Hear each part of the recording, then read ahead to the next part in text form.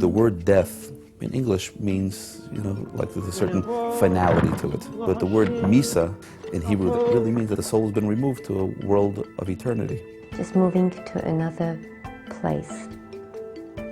And the neshama, the soul continues. You shed your physical garment, your body, but your neshama, which is you, continues to live. You are not your physical body, you are your soul. The body is just dust, it decays, it disintegrates. The soul goes up to be with God, to be in an eternal place.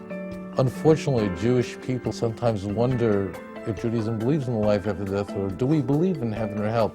Well, what really happened there, of course, is the whole idea that something's going to happen after you die is entirely Jewish. But Christians really ran with it, and because they ran with it, made a very big deal about it. Jews said, oh, well, if Christians believe in it, then we don't believe in it. You cannot enter this place unless first the sins have been purged.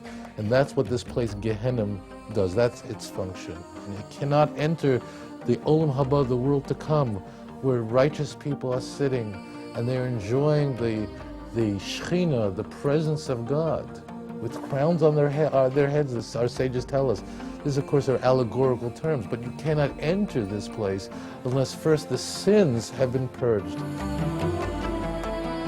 The mourner's prayer, which is not even the mourner's prayer. It really says, Yisgadal v'Yisgadal Shemei Rabat, that the Almighty's name should be magnified and sanctified in this world.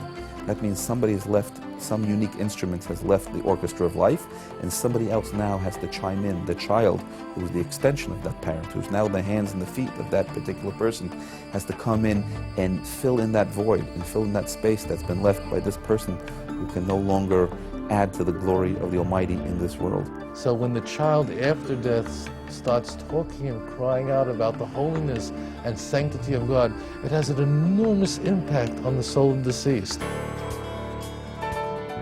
Every year on the Yahrzeit, but the soul has an ability to create like a salary review. Like, how is this person doing? Did they create spiritual nourishment in this world that continues, or are they finished?